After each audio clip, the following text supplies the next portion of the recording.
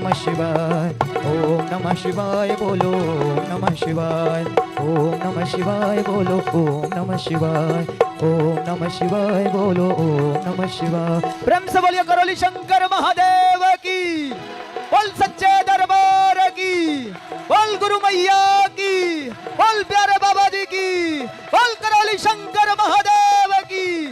करौली करौली करौली करौली करौली करौली करौली करौली करौली करौली करौली करौली करौली करौली करौली करौली करौली करौली। ब्रह्म से बोलिए करौली शंकर महादेव की। नमः पार्वती पते हर हर महादेव।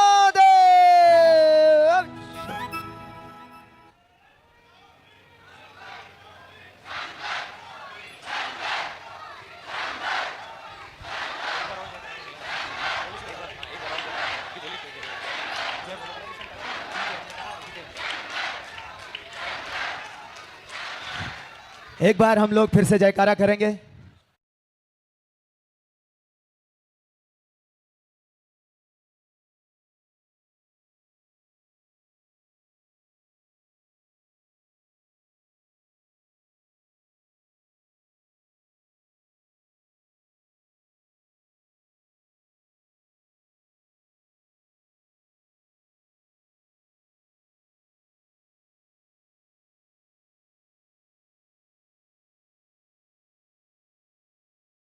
बोल गुरु मैया की, बोल सच्चे दरबार की। नमः पार्वती पते हर हर महादेव शंभो।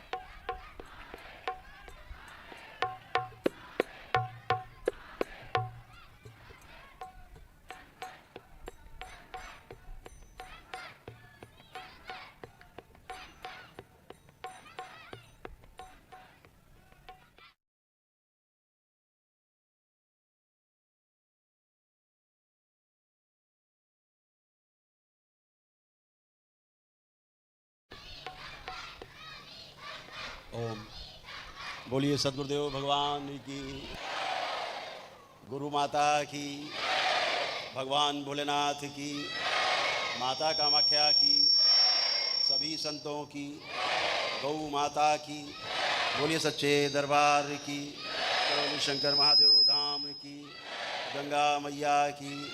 हर हर महादेव।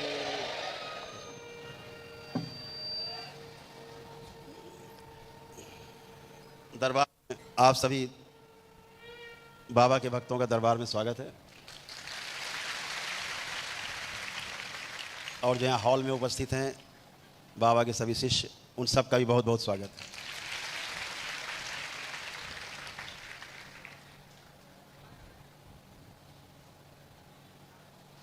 आज सबसे मज़े में जो लोग छठे लेवल में चले गए वो चले गए मज़े में, बहुत मज़े में।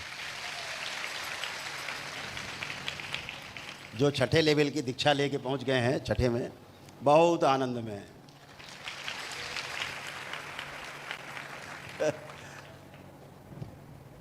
आप सभी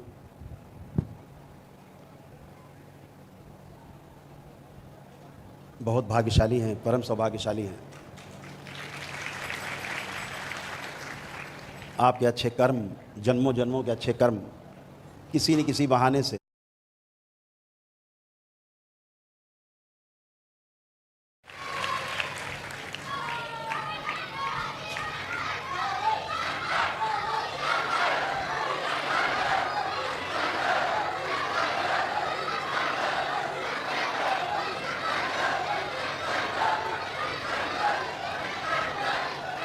आप सभी पर दरबार की विशेष कृपा है। ये कृपा लोग जन्मों जन्म भटकते हैं, जन्म जन्म भटकते हैं, तब कहीं जाके कृपा मिलती है।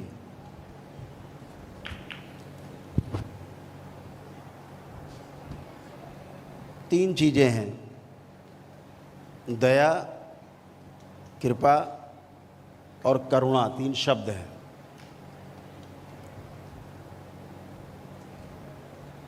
इसमें कृपा बहुत महत्वपूर्ण है। जैसे दया कहते, तो दया का अर्थ होता है कि जिस व्यक्ति के पास बुद्धि है, बुद्धि बल है, समझदारी भी है उसके पास, कैसे जीना है। पूरी सृष्टि में सबके साथ कैसे जीना है, चाहे वनस्पति जगत हो, चाहे पदार्थ जगत हो, चाहे जीव जगत हो, चाहे मनुष्यों का ज्ञान अवस्था का जगत हो, कैसे जीना है, अगर ये उसके पास है तो वो दया मांगता है। किस लिए? कि भौतिकता में जी रहा है, भौतिक साधन कम है, तो भौतिक साधन मांगता है वो। दया से आपको जो भौतिक साधन है वो मिलते हैं, उसे दया कहा जाता है कि दया करो प्रभु। तो समझो भौतिक साधन आप मांग रहे हो। तो गुरु क्या करता है? किसी भी क्षेत्र का गुरु हो, क्या करता है? आपको भौतिक संसाधन उपलब्ध करा देता है। इसे कहते हैं दया।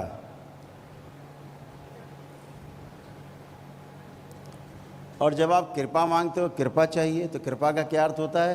कि मेरे पास खाने पीने का, रोजी रोटी का जुगाड़ खूब है, लेकिन समझदारी कम है, ज्ञान कम है, ज्ञान नहीं है। कैसे 84 लाख योनियों के जन्म मरण के बंधन से मुक्त हुआ जाए, इसका ज्ञान नहीं है। कैसे समझदारी से पूरी सृष्टि में रहा जाए कि हम स्वयं सुखी हों और दूसरों को भी सुखी रख सकें, जब ये ज्ञान नहीं है तो मांगा जाता है, तो कहते हैं गुरु कृपा चाहिए। तो भौतिक साधन तो खूब है, लेकिन कैसे उनका सदुपयोग किया जाए ये नहीं पता, तो उसके लिए कृपा मांगी जाती है। तो गुरु आपको कृपा उपलब्ध कराता है, ज्ञान के रूप में कैसे जीना है आपको ये उपलब्ध कराता है।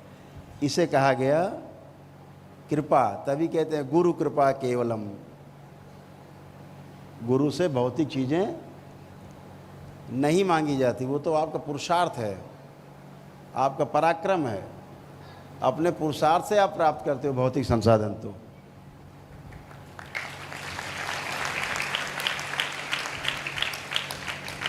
लेकिन कृपा के लिए गुरु की शरण में जाना होता है,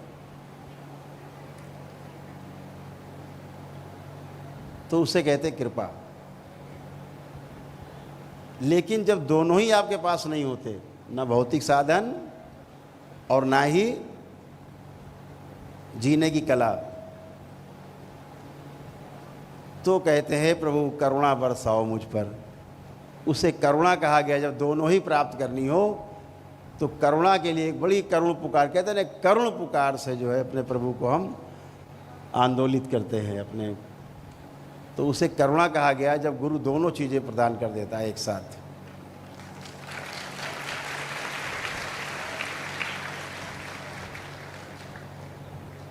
तो शब्दों का भी अपना अपना महत्व है। शब्द अपने आप में मायने रखते हैं।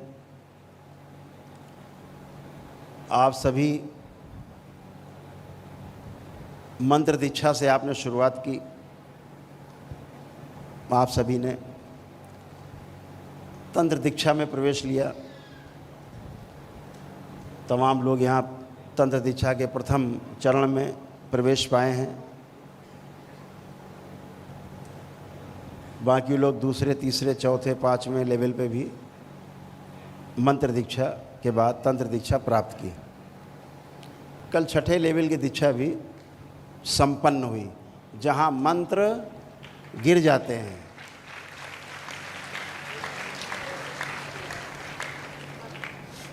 मंत्र गिरने का क्या अर्थ है? मन का यंत्र भी जहाँ गिर जाता है, खिलौना भी छूट जाता है मंत्र का, उसे कहते हैं मंत्र भी गिर जाते हैं। तो अभी मंत्र रूपी जो खिलौना आपके पास था, आप जपते थे, छठे लेवल में वो खिलौना भी टूट गया।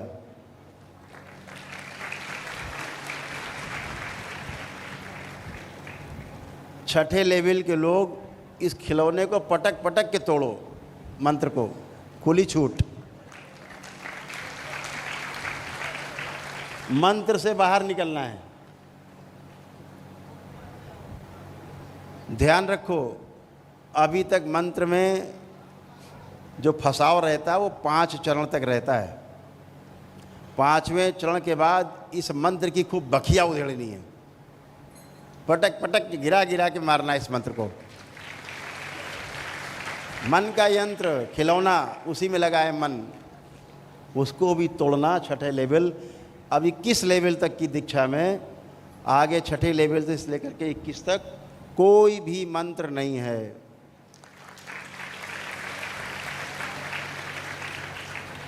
अब सिर्फ ये यंत्र है जो आपके पास है, ये शरीर रूपी यंत्र है, और उसके पश्चात आपकी समझदारी और गुरु की कृपा, ये 2 ही चीज़ आपके पास रहेगी। तो आपका शरीर और गुरु कृपा, यही आगे आपको ले जाएंगे। 21 लेवल क्रॉस करने का अर्थ होता है, क्योंकि जो इच्छा करियो मन माही, कहा ना। तो जो इच्छा मन में आएगी वो अपने आप ही पूरी होती है। जो लोग दीक्षा नहीं लेते उनकी भी मन की पूरी होती है, ऐसा नहीं उनकी पूरी नहीं होती है, लेकिन वो इच्छा इस तरह की है कि पूरब की ओर गुब्बारा उड़ाना, अगर पूरब की तरफ हवा चल रही तो पूरब की तरफ चला जाएगा, इच्छा पूरी हो गई। अब कहीं हवा चल रही पश्चिम की तरफ की, अब आपकी इच्छा है पूरब की तरफ ले जाना गुब्बारा, तो नहीं उड़ेगा, अब वो पश्चिम जाएगा। ऐसे पूरी होती कभी नहीं पूरी होती। लेकिन जब गुरु कृपा रूपी जहाज मिल जाता है आपको, हेलीकॉप्टर, तो जिधर चाहते उधर जाता है आपको हेलीकॉप्टर, तो जिधर चाहते उधर जाते हैं।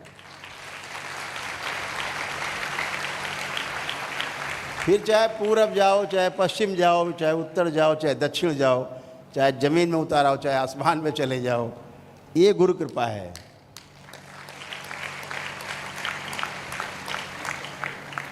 तो आपके पास एक एक चरण पार करने की सुविधा है। जितने विधि से, जितनी तन्मयता से, जितनी आस्था, विश्वास और श्रद्धा से आप ये 5 लेवल पार करेंगे, छठा लेवल आपको उतना ही आनंद देगा। इस बात का विशेष ध्यान रखना। अगर इन 5 में चूके तो छठे में आनंद नहीं है, ध्यान रखना। छठे में आनंद तभी है जब 5 लेवल की दीक्षा को खूब जम के करना है, अपने दशांश करने हैं, खूब उसी में डूबना है, क्योंकि मन का यंत्र है ना वो। पूरा जितना भी सर्कस है मन का, इस 5 चरण की दीक्षा में सब आप देख लेते हो। वो समझ, वही भौतिकता से निकल सकता है, इस बात को ध्यान रखो। जो भौतिकता में जिया ही नहीं है, जो समस्याओं में जिया ही नहीं है, उसे समस्या से निकलने का रास्ता कभी नहीं मिलेगा। ईश्वर को धन्यवाद करो, प्रभु को धन्यवाद करो कि आपको समस्याओं में रखा, इसलिए समस्याओं से बाहर निकल करके समाधान कर। खोजता वो है जिसको निकलने की चाहत होती जिसके अंदर। तो आपने खोजा और आपने पाया, बाबा को पाया, माँ को पाया।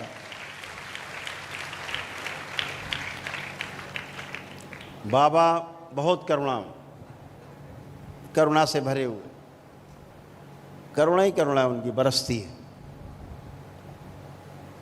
जिसको भौतिक संसाधन चाहिए होते हैं, दरबार भौतिक संसाधन की तरफ ले जाता है। जिसको अभौतिक वस्तुएं चाहिए, उसको अभौतिकता की तरफ ले जाता है दरबार। आपकी इच्छा, सब कुछ आपकी इच्छा से संचालित होता है, कुछ भी बिना आपकी इच्छा से संचालित नहीं होता। ध्यान रखिए, इच्छा ही सर्वोपरि है।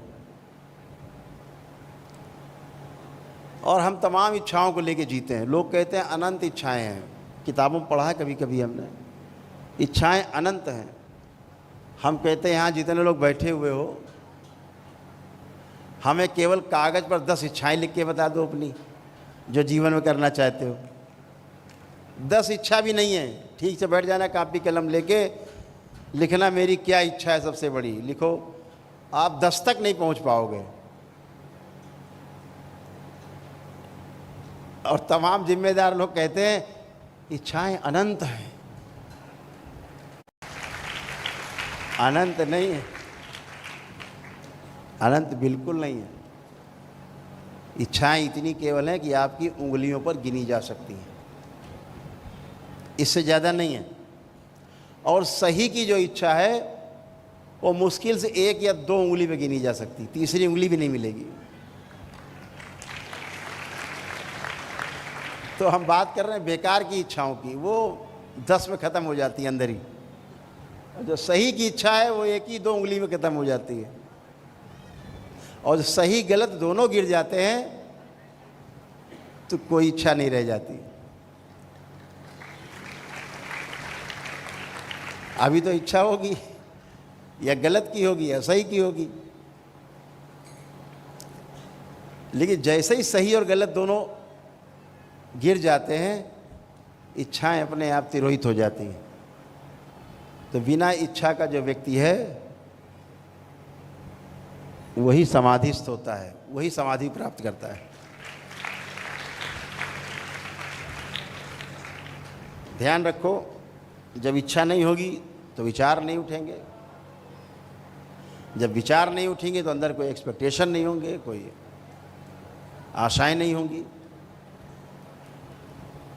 कुछ नहीं होगा, गड्ढम सड्डम सब शांत, एकदम शांत। और ये भी ध्यान रखो कि हम लोग जितना भी काम करते हैं संसार में आने के बाद, होश संभालने के बाद, तो केवल शांति के लिए करते हैं। शांति चाहिए।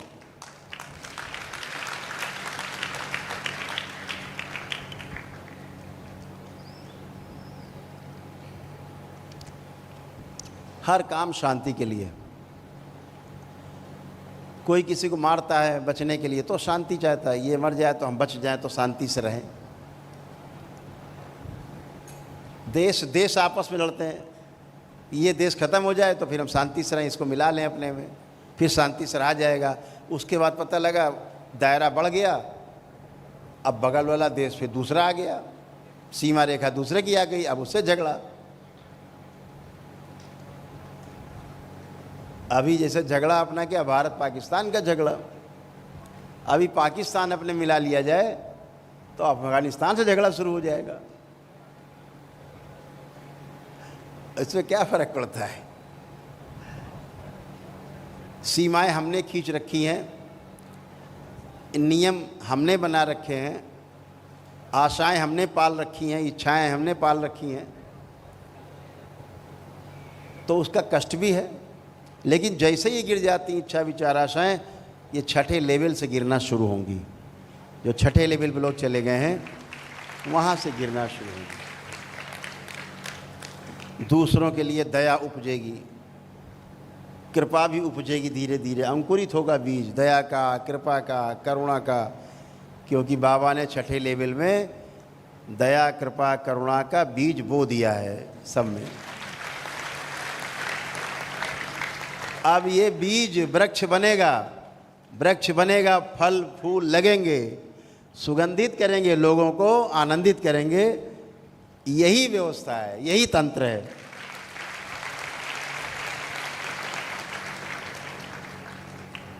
जो छठे लेवल में गए उनके साथ अब बराबर शिविर चला करेंगे ध्यान साधना के।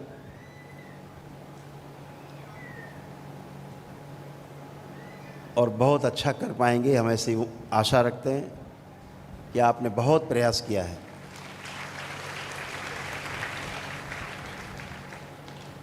दरबार आप सबसे बहुत आशा रखता है।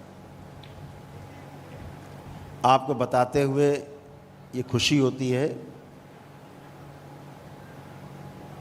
कि तंत्र की दीक्षा में चाहे मंत्र की दीक्षा हो, उसमें हमारी माताएं, बहनें, बच्चियां सबसे आगे हैं।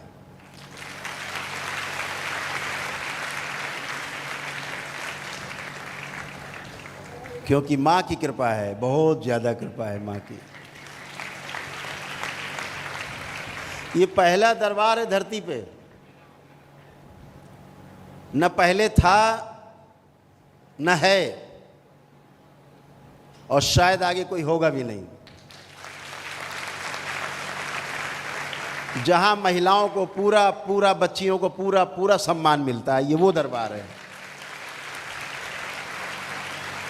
इस दरबार ने उस नियम को भंग किया, तोड़ा कि महिलाएं, बच्चियां 4 दिन अशुद्ध होती हैं, उनको पूजा पाठ से सबसे दूर रखना चाहिए। इस दरबार ने उस परंपरा को तोड़ा है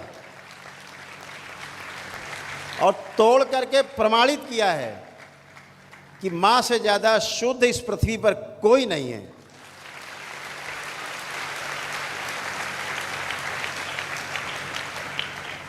वो चाहे तुलसी मैया हो, चाहे गंगा मैया हो, चाहे धरती मैया हो, चाहे गाय मैया हो,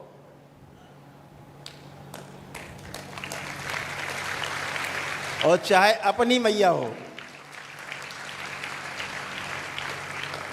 इससे पवित्र संसार में, इस सृष्टि में कुछ भी नहीं। ढोंग ढकोसला बना के रखा कि महिलाएं अपवित्र हैं।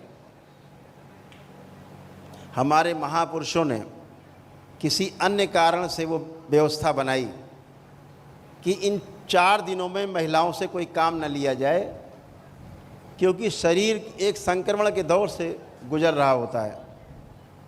शरीर में एक प्राकृतिक व्यवस्था चल रही होती है, शरीर में तमाम प्रकार के कष्ट रहते हैं इन 4 दिन, तो उससे खाने बजाने के लिए, बर्तन मांजने के लिए, घर के काम करने के लिए ना कहा जाए।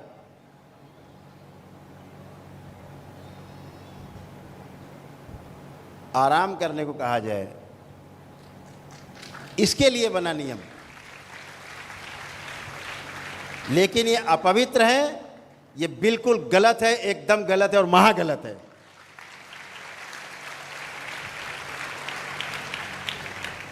ऐसे शास्त्र को फाड़ के जला देना चाहिए जहां महिलाओं को अपवित्र बताया जाता है।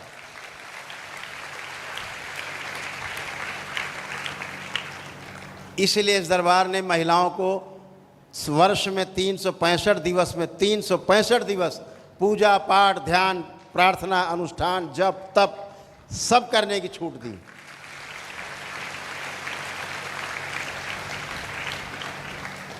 माँ कभी अशुद्ध नहीं होती। अगर माँ अशुद्ध है तो ध्यान रखो, इस पृथ्वी पर जितने महापुरुष हुए हैं और होंगे, वो सब अपवित्र हैं और सब अधूरे हैं।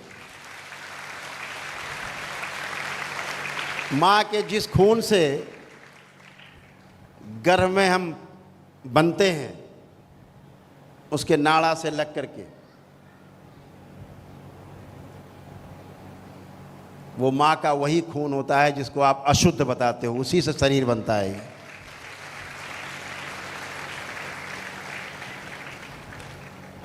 और जब हम पैदा होते हैं तो हम माँ की छाती से दूध पीते हैं, जो नोच नोच के, वो भी वही लहू है जो बाद में दूध बनता है और हम पीते हैं और पी के बड़े होते हैं। दूध पीते हुए बच्चे को कि माँ को मासिक नहीं होते, वो वही लहू है जो हमारे शरीर के निर्माण में काम आता है। वो वही लहू है जो दुग्ध बन करके, जो ममता के भाव से उत्पन्न हुआ रस होता है, उसे हम दुग्ध कहते हैं, दूध कहते हैं। ममता के भाव से जो रस उत्पन्न होता है वो भी उसी खून से निर्मित होता है। और हम बैठ के बातें बनाते हैं कि माँ अशुद्ध है, बहनें अशुद्ध हैं, बच्चियाँ अशुद्ध हैं। ये 4 दिन ऐसे लोगों को मुंह तोड़ जवाब देना चाहिए।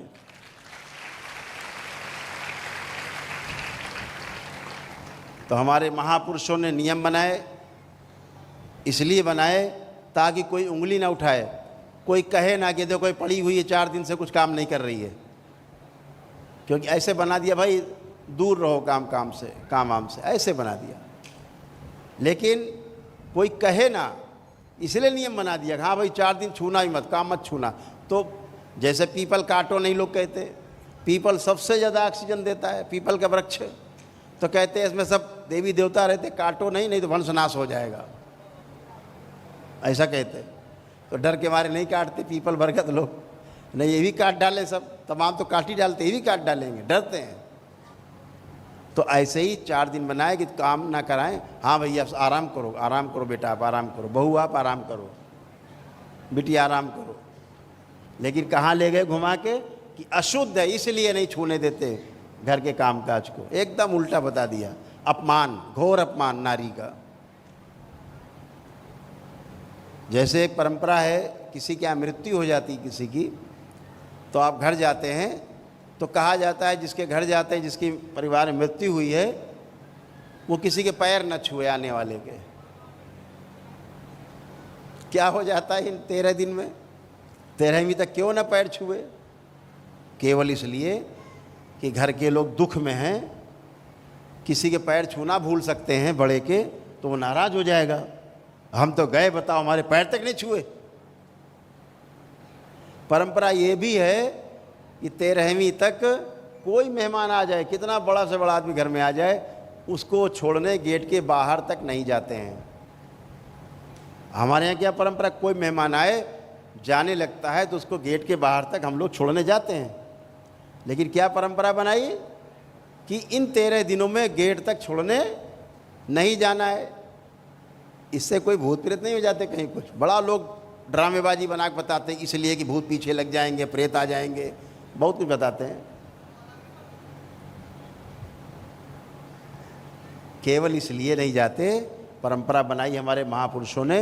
एक आदमी शोक में बैठा है, दुख में बैठा है, अगर वो आपको गेट तक नहीं छोड़ने जा रहा है तो उसका बुरा नहीं मानना भाई।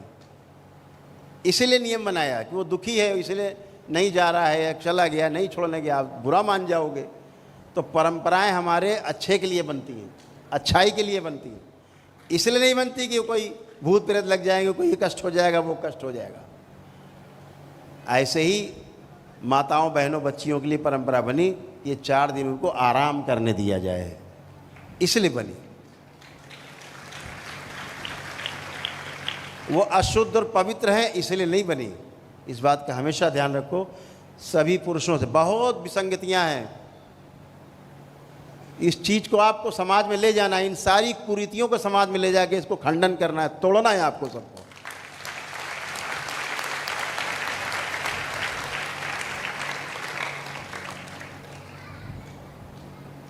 माँ हमको अपने गर्भ में धारण करके 9 महीने घूमती है। हम पुरुषों से कहना चाहते हैं एक ईंटा परमानेंट पेट में बांध के घूमो 9 महीने, तो हम बता दें आपको पक्के हो आप। एक ईंटा बांध के नहीं घूम सकते बाहर 9 महीने आप। वो हमें 9 महीने पेट में पालती है, अपने खून से सींचती है, वो लहू से सींचती है। इसका खंडन करना चाहिए समाज में इन चीज़ों का। जैसे एक और बड़ी विडंबना है, कहना चाहेंगे सभी लोगों से, जितने लोग भी हमको सुन पा रहे हैं बहुत ध्यान से समझेंगे, विज्ञान से जुड़े लोग भी ध्यान से समझ पाएंगे, सुन पाएंगे। शादी होते ही सासू माँ के मुंह से एक ही बात निकलती है, अब जल्दी से दीपक दे दो, कुल दीपक। ये बात अपने बेटे से करनी चाहिए कि कुल दीपक चाहिए, दीपिका चाहिए तो तब भी उसी से कहो, दीपक चाहिए आपको। आपको पता होना चाहिए महिलाओं के लड़का हो या लड़की हो, इसके लिए जिम्मेदार हमारी माताएं बहनें नहीं हैं। विज्ञान भी कहता है, जितने जानते होंगे कोई मेरी बात का जवाब दे देगा, कोई भी दे सकता अगर किसी को पता हो इसके विरुद्ध में। जितने धर्माचार्य सुन रहे हो, जितने गृहस्थाचार्य सुन रहे हो, जितने प्रवचनकर्ता सुन रहे हो, सब सुन लें ध्यान से। इसके लिए लड़का हो या लड़की हो, इसके लिए सिर्फ पुरुष जिम्मेदार है। और जब बिटिया हो जाती है, घर में जन्म लेती है, तो सासू माँ कहती है ये बहू के कुछ लक्षण ठीक नहीं है। लड़का मांगा था, बताओ बिटिया हो गई। इस बात के लिए तो अपने बेटे को उठाओ डंडा, उसको कूटो कि लड़का काहे नहीं हुआ।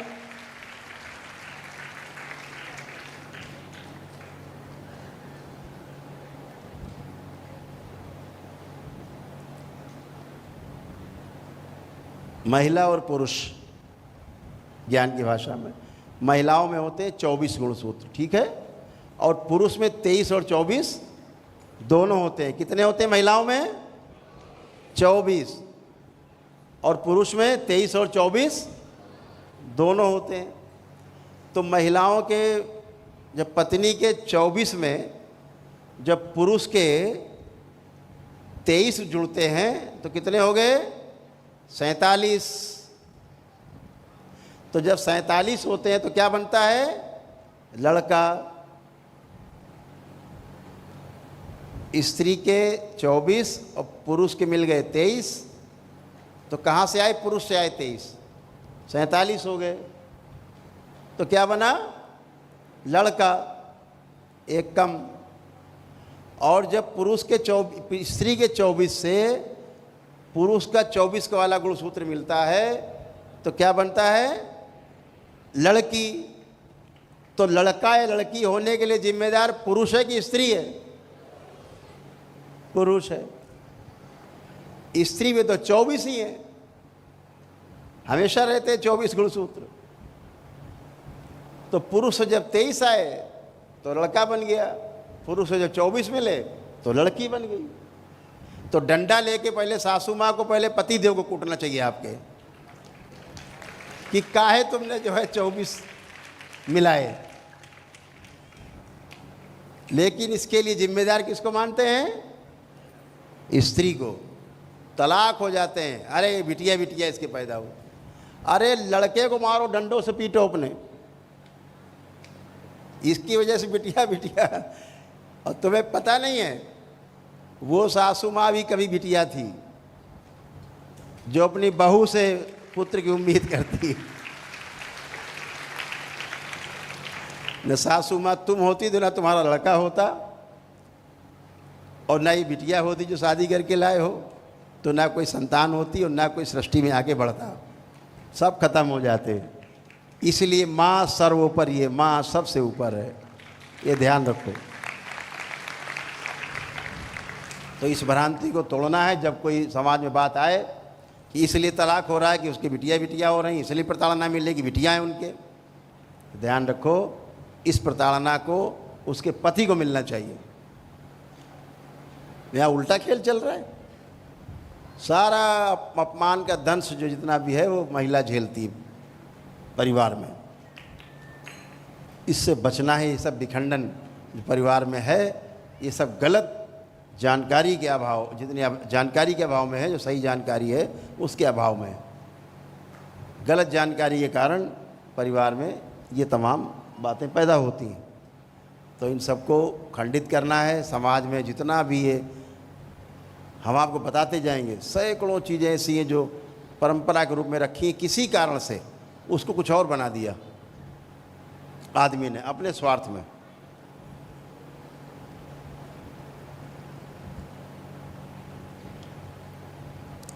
तो आप सभी लोग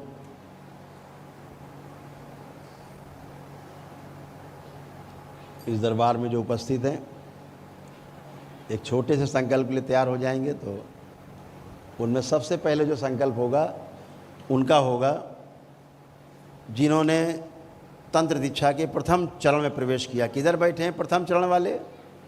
ओ, सारे महारथी इधर बैठे हैं। तंत्र दीक्षा प्रथम चरण, बहुत कोशिश करके बड़ी अर्जी लगा के आए हो।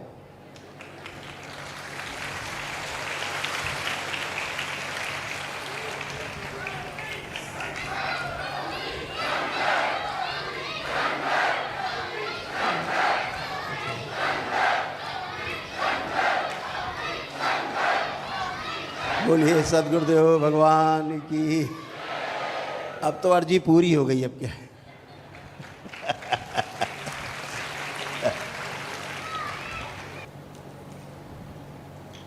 कल बड़ा एक अद्भुत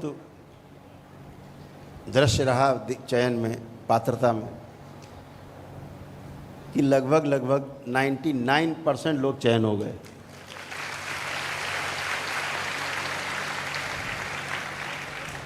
ऐसा क्यों हो पाए पता है आपको?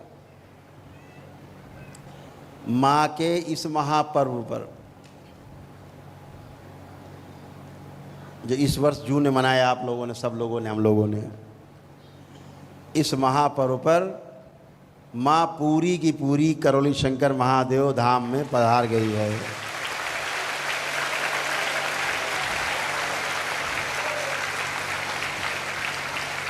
ये इस बात का प्रमाण है, नहीं आधे लोग रिजेक्ट हो जाते हैं। माँ के ही प्रभाव के कारण सारी अशुद्धियां नष्ट थीं।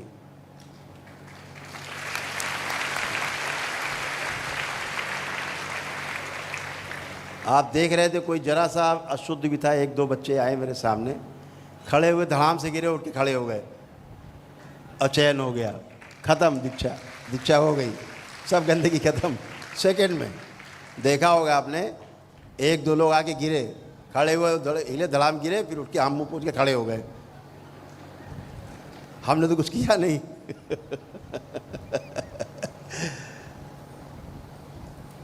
तो बहुत विराट ऊर्जा इस सृष्टि की,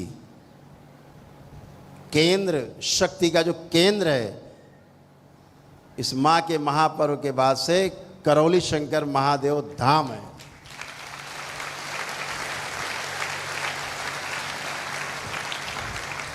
जहाँ जुड़ते ही वैदिक प्रक्रिया करके पितरों की मुक्ति हो जाती है, और बिना पितरों की मुक्ति हुए संसार में आप ना समस्या से मुक्ति पाए कभी, और ना रोगों से मुक्ति पाए कभी।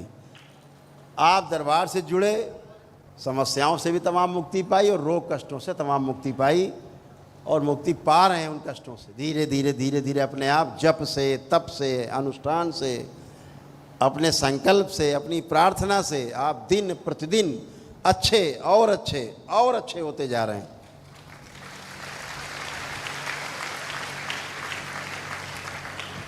तमाम परिवार के लोग आते हैं, देखते हैं, कष्टों से भरे हुए लोग। एक स्टेट के सबसे बड़े अधिकारी आए थे कल, पुलिस के थे वो, कष्टों से बेचारे पूरा परिवार तबाह, भरे हुए। बाहर देख सकता है आदमी, अरे भाई तो बहुत शानदार आदमी है। उस शानदार आदमी से पूछो पितरों के रहने के कारण क्या समस्या होती है। बहुत भाग्यशाली होते हैं जो अनुमान लगा लेते हैं कि ये कष्ट हमारे पितरों की वजह से हो रहे हैं, नहीं तो बहुत लोग तो पितर रख के पूज रहे हैं। अपना कष्ट का सामान, अपने रोग का सामान, अपनी समस्या का सामान अपने घर में ही रखे हैं, वहीं पूजे डाल रहे हैं। मज़ा आ रहा है उनको कूद कूद के। कई स्टेट ऐसे हैं, प्रदेश, जहाँ लोग घरों में मज़ारे बना के रखे हुए हैं, अपने घर के अंदर मज़ार पूज रहे हैं। धिक्कार है हिंदू होने पे तुम्हें, महाधिक्कार है। लोग मज़ार पूजने जाते हैं, तुम घर के अंदर मज़ार बना के बैठे हो। तुमसे ज़्यादा मूर्ख इस संसार में दूसरा कोई है ही नहीं। और कष्टों से लदे पड़े, भरे पड़े। यहाँ भी तमाम लोग ऐसे बैठे हैं जो घर में मज़ार बनाए रहे हैं, मौजूद हैं, जिन्होंने या तो तोड़ी है मज़ारें या उनसे रिश्ता तोड़ दिया है, भस्म से, पानी से नहला के, जल से नहला के। यहाँ मौजूद हैं लोग, हम देख पा रहे हैं। तो बिना, अभी नेपाल से भी तमाम भक्तगण बाबा के शिष्य के रूप में प्रतिष्ठित हुए हैं, यहाँ भी बैठे हैं, नेपाल से लोग आए हुए।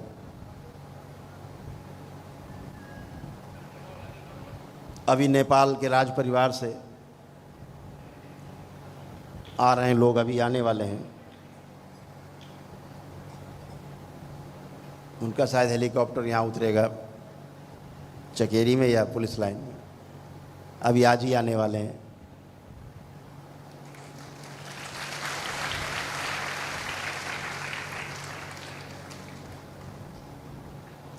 बहुत भाग्यशाली होता है जिसको दरबार का दरवाजा दिख जाता है, नहीं तो हजारों लोग दरवाजे के सामने से गुजर जाते हैं, उन्हें दरवाजा ही नहीं दिखता। कर्म भोग के कारण, जो उनके कर्म भोग हैं, जब दरवाजा होता तो मुंह उधर मुड़ जाता है, दरवाजा इधर मुंह उधर, आगे निकल जाते हैं। तो आप सब बहुत भाग्यशाली कि आपको दरवाज़ा दिखा भी, और दरवाज़ा खोल के अंदर भी आ गए, और दरवाज़ा बंद कर लिया अंदर से। बाबा के शिष्य हो गए, मतलब दरवाज़ा अंदर से बंद कर लिया, भैया हो गया, अब इसके बाहर नहीं जाना, हमें मज़े से जीना है खूब। तो एक छोटा सा संकल्प हो जाए, बातें बहुत होती रहेंगी आप सबसे। सबसे पहले वो लोग जो प्रथम चरण की दीक्षा के लिए उनका चयन हुआ है, वो लोग अपने अपने बाल चोटी खोल के नेत्र खोल देंगे।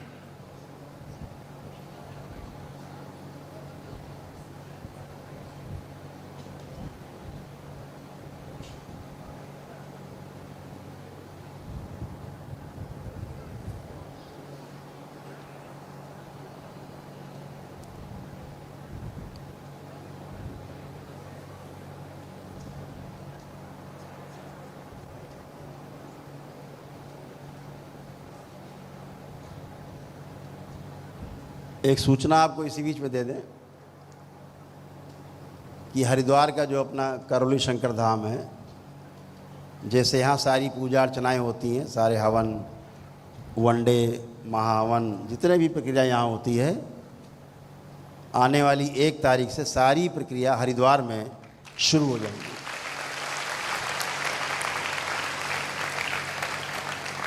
वहाँ भी सब ब्राह्मण देवता रह करके आपकी सारी प्रक्रिया पूर्ण कराएंगे। तो जो वहाँ के लोग, उधर के नज़दीक के लोग उधर जा सकेंगे, जो इधर आना चाहेंगे इधर आ सकेंगे।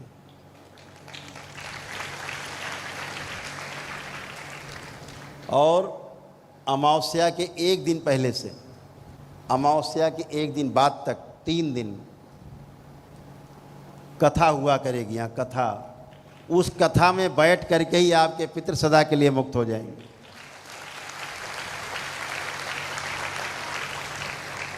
ये माँ के यहाँ पूरा पूरा आ जाने के, पूरी माँ, पूर्णिमा,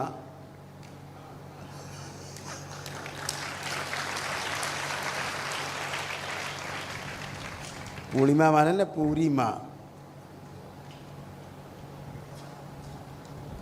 अब हम माँ के आंचल में 24 घंटे हैं।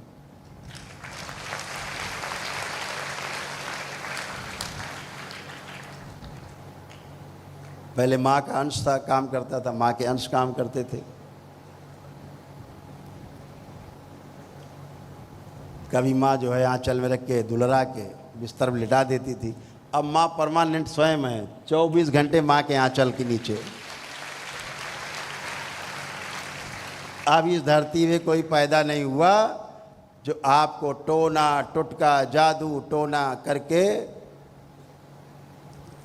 झाड़ फूक करके आपको तंग कर सके। ऐसी किसी की हैसियत और औकात नहीं धरती पे।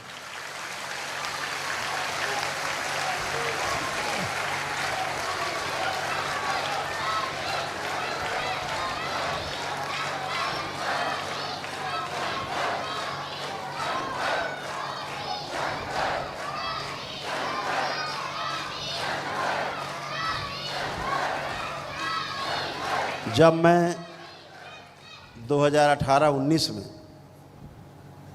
ऐसे ही बाबा माँ से बात किया करता था, इन दुष्टों का क्या होगा बाबा, ये सब पूरे देश में नौटंकी मचा रखी है, दरगाहों में, मज़ारों में झाड़ फूक, मंदिरों में झाड़ फूक, टोना टोटका, जादू टोना, बाबा कैसे निजात मिलेगी।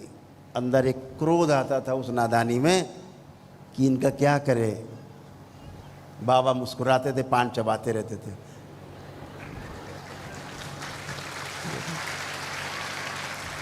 हो जाएगा। बहुत क्रोधित हुए एक बार, जब हम रुष्ट हो गए, मतलब क्रोध का मतलब हम रुष्ट हो गए कि अब हम जा रहे हैं, देखो अपना सब काम धाम।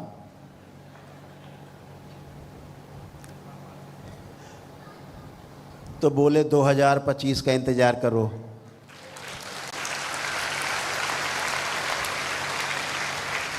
ये टोना टोटका वाले, जादू टोना वाले जितने मदारी हैं, जो भूत प्रेत का खेल दिखाते नचाते हैं सबको, बार बार हर बार हाजिरी लगाओ, हर शनिवार मंगल हाजिरी लगाते रहो, भूत प्रेत आते रहो, हाजिरी पेशी लगाओ, तमाम प्रेतराज सरकार फलाना सरकार बना के नाटक बना के परिवारों को, हिंदू परिवारों को नष्ट कर रहे हैं। इन सब का विनाश 2025 तय।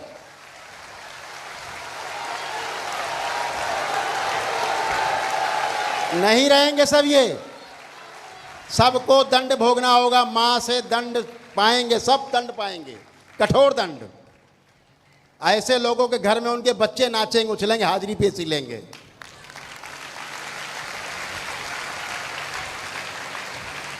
और जिस दिन बाबा का जन्मदिन होगा फरवरी में, उस दिन से दरबार में आते ही पेशी कट जाया करेंगी अपने आप, कोई पेशी पेशा नहीं। कहीं कोई कुछ करने की जरूरत नहीं। आए श्रद्धा से बाबा के चरणों में लेटे, माँ के चरणों में, गई पेशी पेशा, स्मृति नष्ट, खत्म।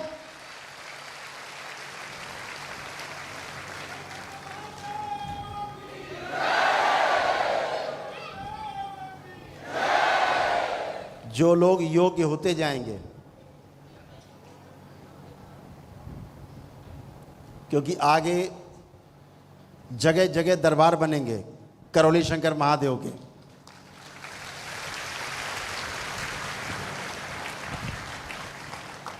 जिन्हें आप सब लोग ही चला पाएंगे।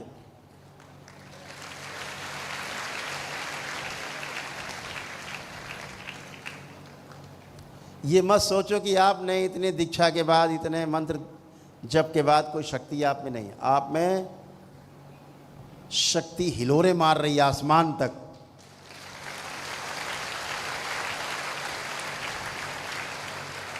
जैसे एक बच्चे में जो पैदा हुआ है अभी, बाप बनने के गुण उसके अंदर होते हैं, लेकिन आप कहो कि अभी बच्चा पैदा हुआ है, अभी वो बच्चा पैदा कर दे, तो ऐसा नहीं है।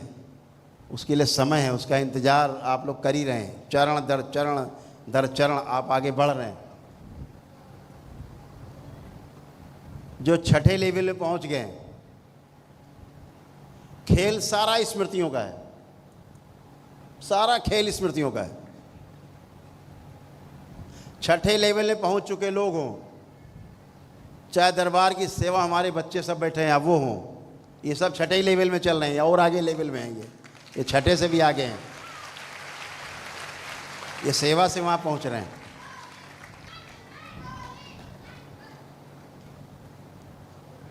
इस सब के अंदर एक नहीं, हजारों लोगों को एक साथ ठीक करने की क्षमता विद्यमान है।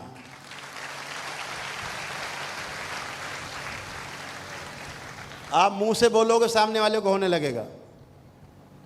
छठे लेवल के लोग मुंह से बोले, सामने होने लगेगा। कहाँ पर कष्ट है, बोल तो दिया। मान लीजिए उसके पेट में दर्द है, आपने कहा बाबा इसका पेट में दर्द, ठीक हो जाएगा ठीक।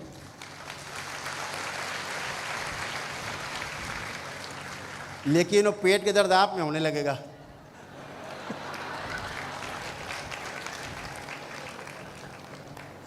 ये आपके परिवार में चला जाएगा, डीएनए में किसी में, उसको होने लगेगा, है ना। तो शक्ति तो अपार है, हम करके भी दिखा सकते हैं। छठे लेवल के किसी बाबा के शिष्य को हम खड़ा कर दे, सबको ठीक कर देगा। जितने दरबार में आते हैं सबको ठीक कर देगा, इतनी शक्ति भरी है। लेकिन सबके कष्ट वो ले लेगा, तो कष्टों से भर जाएगा। इसलिए रोका जाता है कि अभी किसी दूसरे के लिए कोई प्रार्थना नहीं करनी है, नहीं उसके कष्ट आप में आएंगे, आपसे परिवार में चले जाएंगे। लेकिन दरबार ने जो एक नई प्रक्रिया शुरू की है, खोली है, कि छठे लेवल की दीक्षा हर महीने एक लेवल बढ़ जाया करेगा दरबार आके।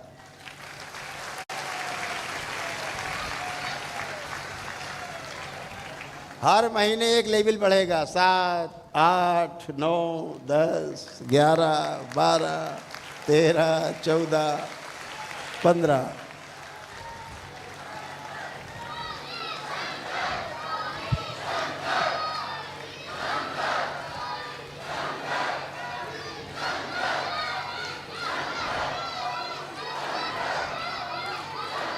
बोलिए सदगुरुदेव भगवान की।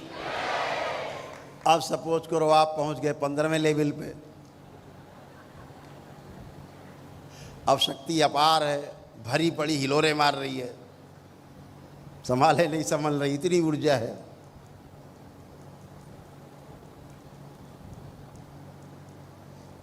तो भी दरबार की आवश्यकता पड़ेगी कि जगह जगह दरबार बनाएंगे आप लोग मिल करके अपने अपने ज़िले में, और ये सब शक्ति का सदुपयोग उस दरबार में होगा जहां आप इस कराहती हुई मानवता को उसके कष्टों से मुक्ति दे पाएंगे भगवान भोलेनाथ और माँ कामाख्या की कृपा से, और अपने पूर्ण गुरु और माँ की कृपा से। जहाँ कोई झाड़ फूक नहीं होगी, वहाँ कोई टोना टोटका नहीं होगा, वहाँ कोई जादू टोना नहीं होगा। गुरु कृपा केवलम, केवल गुरु कृपा होगी। और लोग जानेंगे उस गुरु का महत्व जो लोगों ने खो दिया है। गुरु के नाम पर ढोंगियों ने लोगों का विश्वास खत्म कर दिया है हिंदू जनमानस से। गुरु के नाम पे जो धोखा मिलता है, उस धोखे को धोने के लिए दरबार है कि गुरु को वही सम्मान मिले, गुरुओं को वही सम्मान मिले जिसके वो हकदार हैं।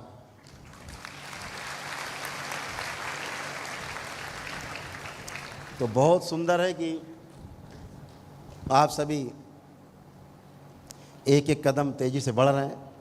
तो जहाँ जहाँ लोग चाहेंगे धीरे धीरे दरबार के लिए ज़मीन लेना है, संपर्क करेंगे दरबार से, बताएंगे कहाँ क्या कर रहे हैं। दरबार से पूछ करके कोई भी कदम उठाएं दरबार की प्रगति के लिए, तो दरबार से पूछ करके आप मुझसे पूछ सकते हैं, दरबार के सेवकों के द्वारा मुझसे पूछ सकते हैं।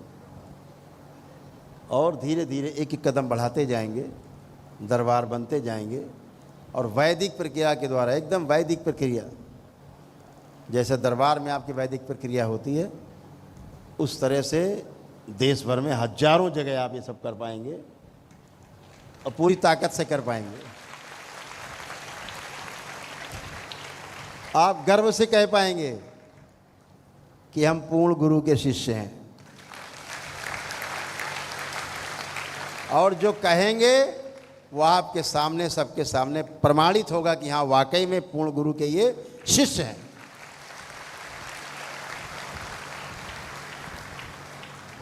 इस दरबार से आपको जो पूर्णता में मिलेगा,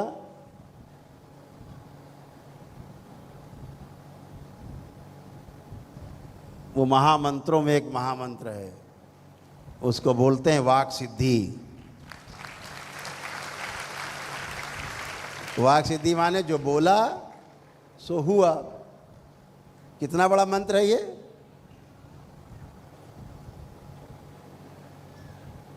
अभी तो देश में बहुत लोग दरबार की नकल कर रहे हैं, तमाम वीडियो देखते होंगे आप। अब भूत प्रेत छोड़ के रोगों पे आ गए हैं सब। हटा दिया जाए रोग, हमारी तरह बोलते हैं, हटा दो, काट दो जाए, मारो जाए, पीटो जाए।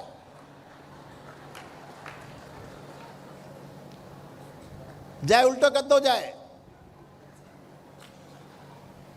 दरबार की नकल कर करके, अच्छी बात है, नकल से भी प्रचार होता है,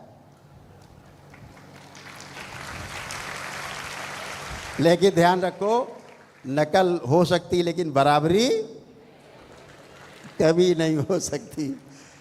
कागज की नाव नहीं चलती समुद्र में। ये तो कागज की नाव चला रहे हैं समुद्र में। धोखेबाजी, दरबार की बातें सुन सुन के वीडियो, दरबार की बातें बोलना। अब बहुत लोग दरबार की तरह लोग हवन कराने लगे हैं। अभी तक नींबू काट रहे थे, नींबू काट रहे थे। आप कोई हथौड़ा मार रहा है पेट में, कोई पेटे नोचे ले रहा है, कोई खोपड़ी बाल हिला दे रहा है, पता नहीं क्या क्या चल रहा है।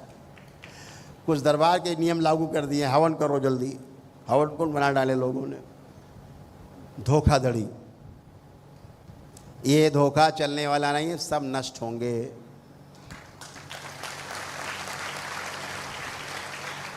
सब नष्ट होंगे। धीरज रखिए, एक एक कदम प्यार से चलते रहिए। कोई भी यूट्यूब पे वीडियो बनाते तमाम जो विरोधी दैत्य स्मृतियाँ जिनमें रहती, दैत्य रहते जिनमें, वो तुरंत देव स्मृतियों खिलाफ तुरंत लिखना पढ़ना चालू, बोलना चालू। इससे घबराना बिल्कुल नहीं है। ये समझना ये व्यक्ति बेचारा कष्ट में है, दैत्य भरे हुए हैं, उससे सहानुभूति रखना। दैत्य भरे रहते क्या करें बेचारे, परेशान रहते हैं, तो उनसे घबराना नहीं है। उन्हें कोई जवाब भी नहीं देना है, दूर, क्या करना तुमको जवाब दे के। हमें अपनी दरबार की शक्ति का पता है, ये आपको पता है, इतना काफ़ी है, इतना बहुत है। हम क्यों दूसरों को उसमें जाएंगे।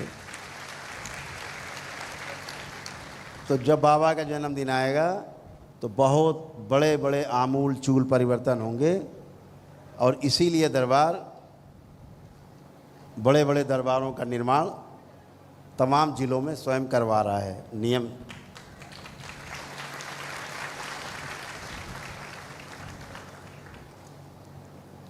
आपका आश्रम हरिद्वार में है ही, ऋषिकेश में भी है, रायवाला में, वहाँ भी हो गया है, ग्रेटर नोएडा में है ही, उन्नाव बगल में जनपद है, वहाँ बन ही रहे हैं दरबार। यहाँ करौली शंकर महादेव धाम है और वहाँ मंदिर बन रहा है, उस मंदिर का नाम है गौरी शंकर महादेव।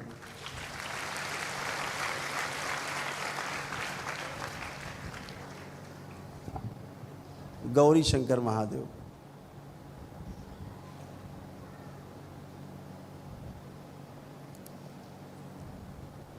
जहाँ इच्छा है कि माँ के अंश स्थापित किए जाएं और शिव के जितने भी ज्योतिर्लिंग उन सब के अंश स्थापित हों एक साथ, जहाँ जाने पर समस्त माताएं जितनी भी हैं, चाहे वो 64 योगिनी के रूप में हैं, चाहे वो श्री 10 महाविद्या के रूप में है, चाहे वो आदिशक्ति नवदुर्गा के रूप में है, और चाहे वो 52 शक्ति पीठ के रूप में है, सभी के अंश स्थापित होंगे। जहाँ जगह जगह जा कर के जो पुण्य मिलते हैं, एक ही स्थान पे आकर के सारे पुण्य सभी तीर्थ के आपको एक साथ मिल जाए। जहाँ लाखों लोगों की एक साथ बैठने की व्यवस्था हो। ये दरबार छोटा पड़ गया है, ये दरबार थोड़ा छोटा पड़ गया है। अब यहाँ व्यवसाय लोग चलाने लग गए हैं, व्यवसाय चलने लग गए हैं, तो ज़मीनें ज़रा महंगी हो गई, ज़्यादा महंगी हो गई।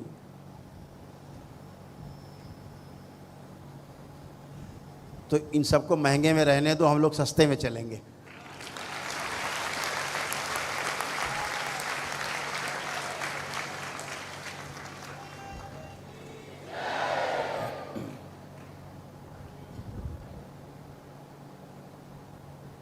एक बड़े रूप में दरबार विकसित हो रहा है, जल्दी आपको उसके वीडियो अपलोड करेंगे, काम चल रहा है अभी।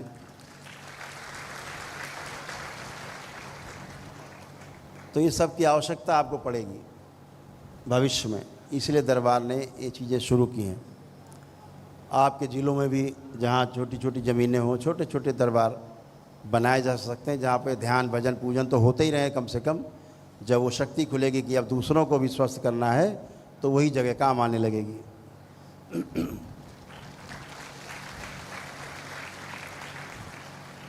अभी कुछ टोना टोटका वाले लोग आते हैं दरबार में, इसीलिए कि जल्दी सीख के फटाफट कुछ करने लगे। कुछ लोग करने भी लगे हैं टोना टोटका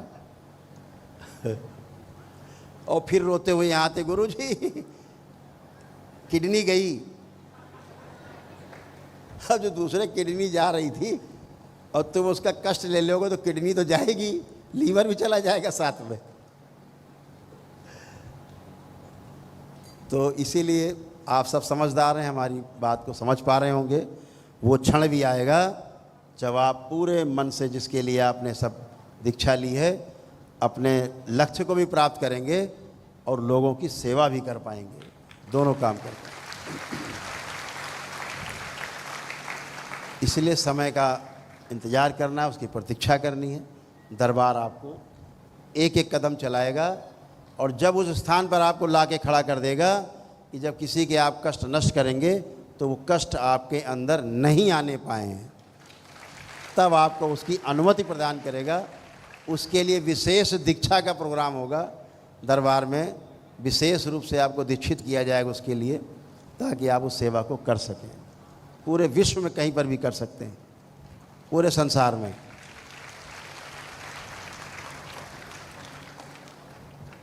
तो चलिए, अभी तो सूचनाएं बहुत हैं, लेकिन इधर के लोग प्रतीक्षा कर रहे हैं।